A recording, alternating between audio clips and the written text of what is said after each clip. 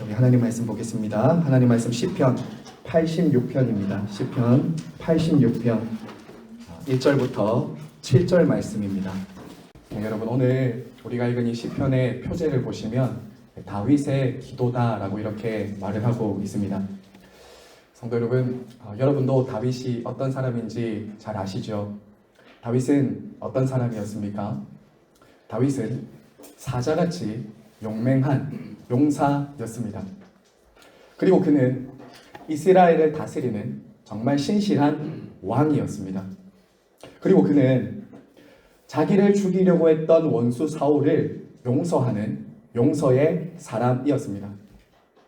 그리고 그 무엇보다 이 다윗은요, 하나님께서 내가 다윗을 만나니 내 마음에 합한 자라고 인정받을 만한 정말 하나님의 마음에 합한 사람이었습니다. 여러분, 그런데요, 이처럼 다윗의 인생을 설명하는 많은 수식어들이 있는데 다윗의 삶을 너무나도 잘 보여주는 특징이 하나 있습니다. 그것은 바로 그가 기도의 사람이었다라는 것입니다. 그는 정말 기도의 사람이었어요.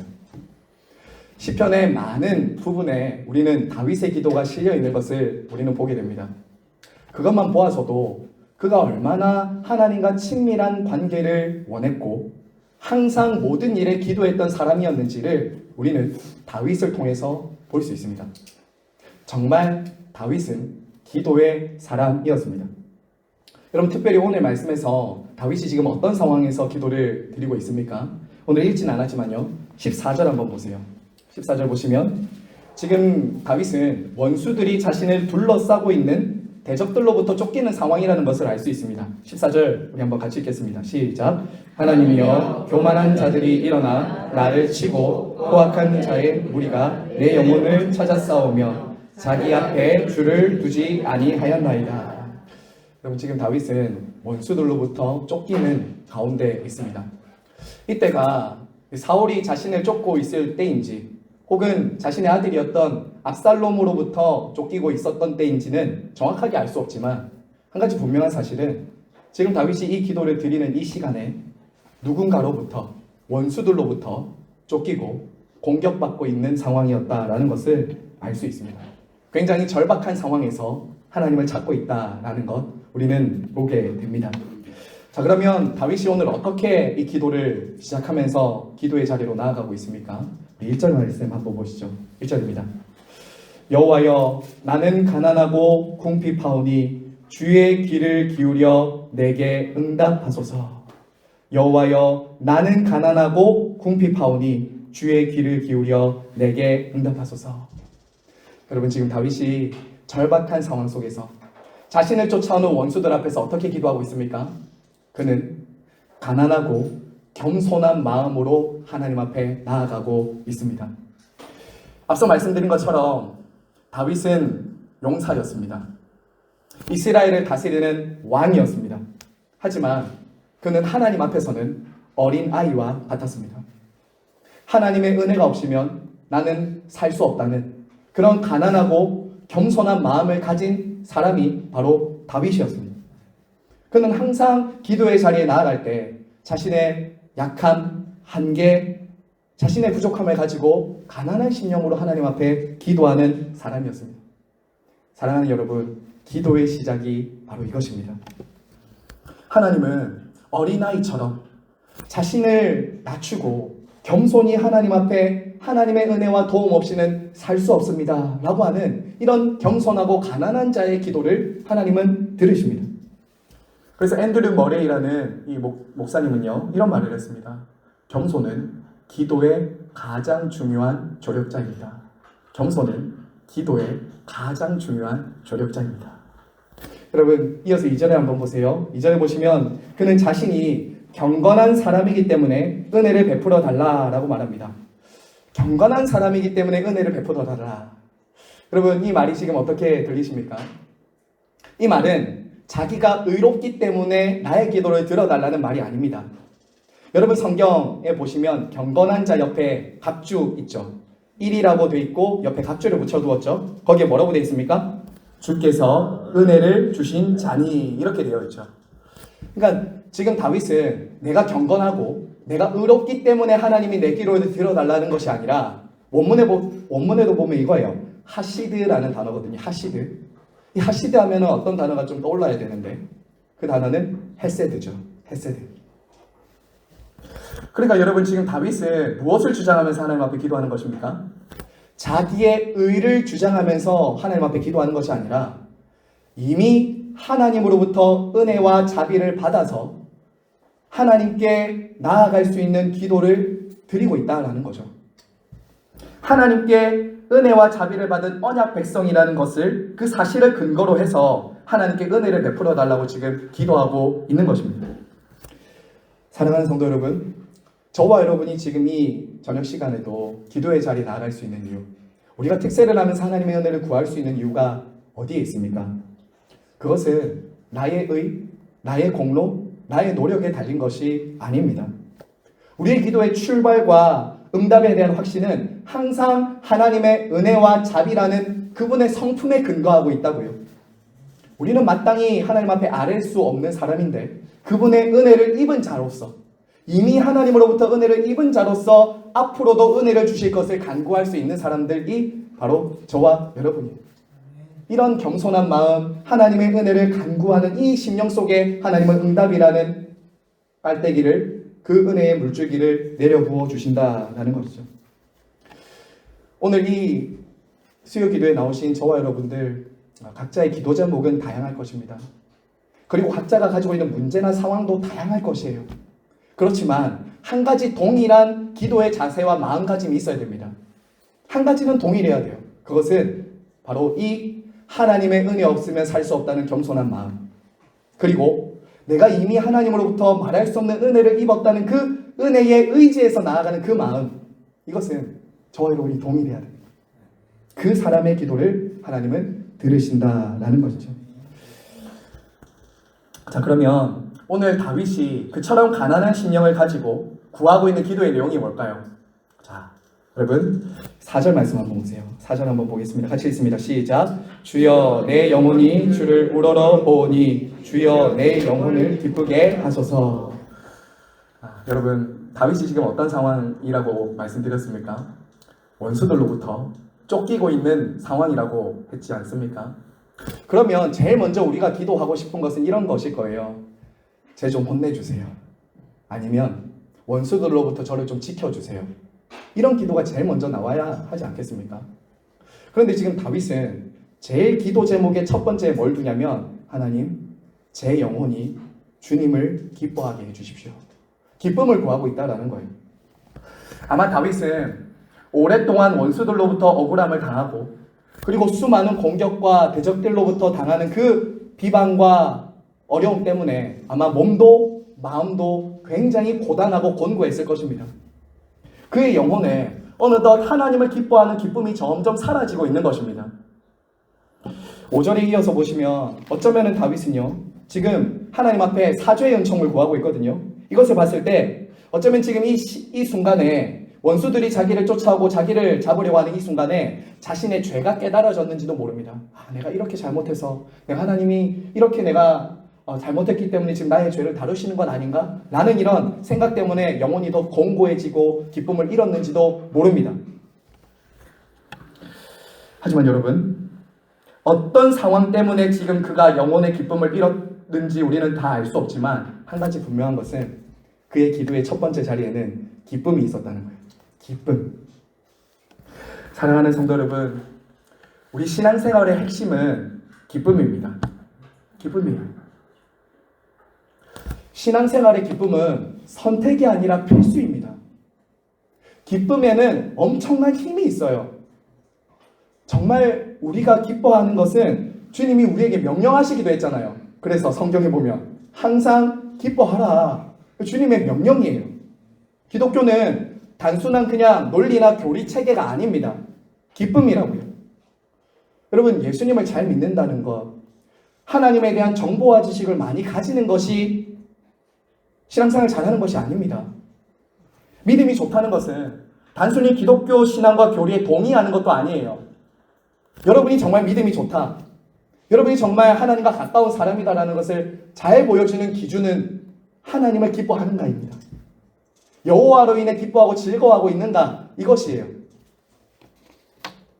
그래서 사도 바울도 이런 얘기를 했잖아요. 고린도후서 6장 10절에서 제가 한번 읽어드릴게요.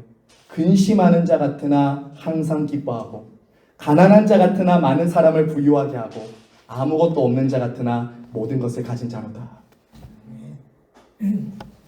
여러분, 저와 여러분의 삶에 고난이 없는 것은 아닙니다. 다윗도 지금 쫓기고 있는 상황입니다. 그도 역시 공고하고 고단한 인생을 살아가던 사람이었습니다. 그런데 한 가지 다른 게 있어요. 그것은 그 가운데서도 여호와로 인해 기뻐하는 것이 무엇인지 아는 사람이었다는 거예요. 그 기쁨은 다름 아니라 구원을 주시는 하나님으로 인한 기쁨이었다고요. 우리의 기도에 신실하게 응답하시는 하나님 아버지로 인한 기쁨, 이것이 다윗에게 성도들에게 있는 기쁨이다 라는 것이죠. 여러분, 그래서요, 저와 여러분이 기도하실 때 단순히 어떤 문제나 고난이 없어지는 것만을 기도하시는 것, 그 정도 수준에 머무시지 않으셨으면 좋겠어요. 오늘 이 다윗이 자신의 첫 번째 기도 제목에 하나님 기쁨을 회복시켜 주시옵소서. 어떤 상황 때문에 여러분들이 그 기쁨을 잃었는지 저는 모르겠지만 하나님과 여러분 사이는 아실 것이에요. 그 문제와 상황으로 인해서 기쁨을 잃어버린 여러분의 영혼을 가지고 하나님 앞에 제일 먼저 내어놓으셔야 돼요. 기쁨이 우리의 신앙과 하나님과의 관계와 이웃과의 관계의 필수입니다. 기쁨을 구하며 나아갑니다.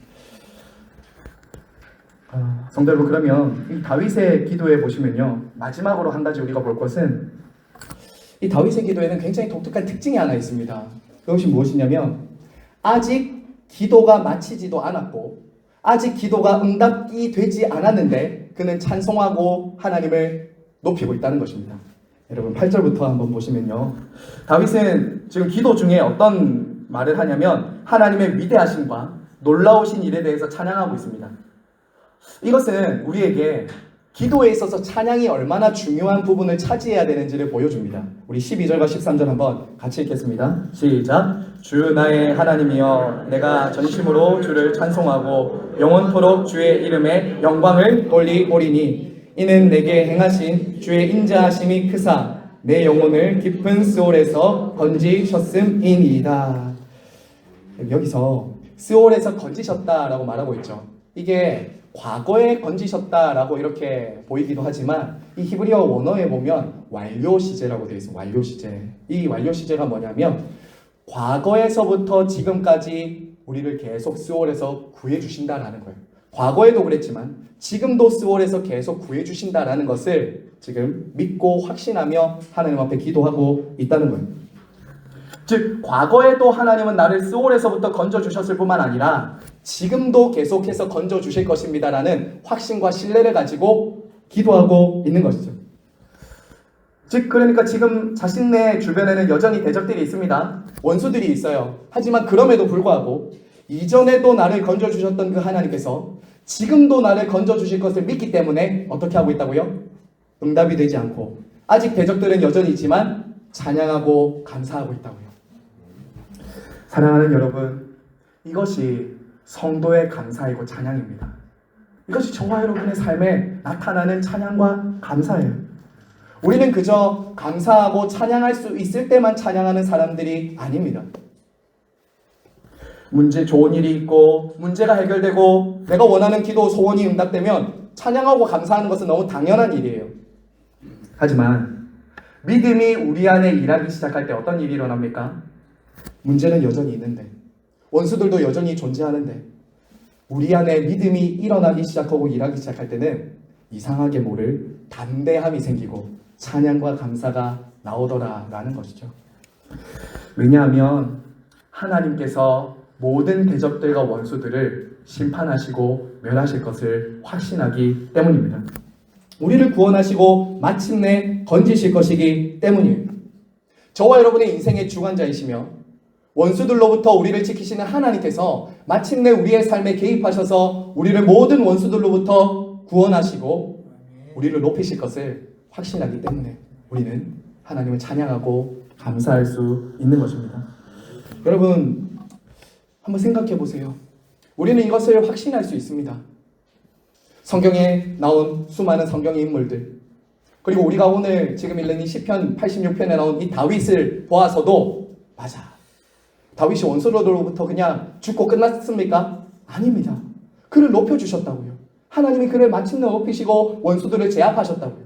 이것을 볼 때 저와 여러분의 인생의 결말, 저와 여러분의 기도도 그저 공기의 진동으로 끝나지 않고 하나님이 응답하실 것이라는 것을 확신할 수 있는 것입니다. 환난과 고통이 없는 사람들은 아무도 없습니다. 성경에서도 그랬고 이 세상에 살았던 많은 믿음의 선배들은 고통과 환난을 통과하고 지나갔습니다. 하지만 그들의 마음에는, 그들의 신앙에는 이런 것이 있었어요. 세상이 감당하지 못할 기쁨과 감사와 찬양이 있었어요. 그게 있었어요. 그리고 그렇게 믿음으로 환난을 통과한 자들은 하나님이 마침내 영광을 얻게 하신다는 것을 누구를 통해서 최종적으로 확증하셨습니까? 우리 주 예수 그리스도를 통해서 확증하셨습니다. 우리 예수님이 어떻게 십자가를 짊어지셨습니까? 어떻게 십자가를 짊어질 때 그 주변에 원수들이 둘러싸고 있을 때 네가 하나님의 아들이면 내려와 봐라 라고 하는 조롱과 비방과 공격으로부터 우리 예수님이 어떻게 승리할 수 있으셨습니까? 히브리서에는 이렇게 말하고 있어요. 그가 그 앞에 있는 기쁨을 위하여 십자가를 참으사 우리를 위하여 구원을 이루셨습니다. 주님도 기쁨 때문에 이기셨다고요. 우리 안에 기쁨이 있어야 돼요. 그래서 찬양하면서 고난과 환난 중에도 나아갈 수 있는 것, 이게 성도의 특권이며 믿음이 일할 때 일어나는 일이다라는 것 여러분 기억하시기를 바랍니다. 여러분 말씀을 맺겠습니다. 아무리 믿음이 좋은 사람이라도 계속 환난과 고난이 문제가 찾아오면 흔들릴 수 있고 넘어질 수 있습니다. 억울한 일을 만나고 계속 원수들로부터 공격받고 내 영혼이 계속 이렇게 침체 가운데 빠지는 그런 순간들이 찾아옵니다. 하지만 오늘 우리가 이 다윗의 삶을 기도를 통해서 우리가 알 수 있는 것은 마침내 성도의 고난은 기쁨의 재료가 되며 찬양의 이유가 된다는 것입니다. 이것은 막연한 말이 아닙니다. 정말 여러분의 삶의 지난날 한번 돌아보세요. 수많은 원수들, 수많은 문제들을 통과해서 지금까지 오셨을 거예요.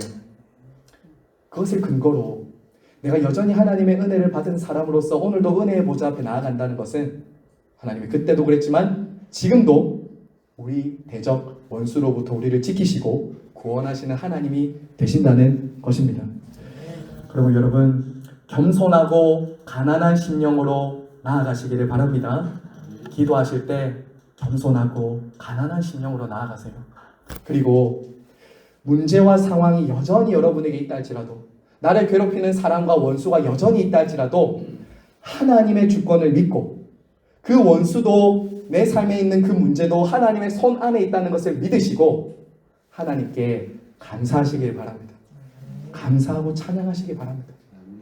그리고 무엇보다 여러분의 영혼의 기쁨을 구하시고 그 기쁨을 하나님으로부터 얻고 다시 신앙생활의 영혼의 힘을 얻게 되는 은혜가 있기를 간절히 바라고 소망합니다. 우리 하나님 아버지는 어제나 오늘이나 동일하시고 언약의 신실하심으로 자기를 찾는 자들에게 상 주시고 은혜를 베풀어 주실 것입니다. 함께 기도하겠습니다.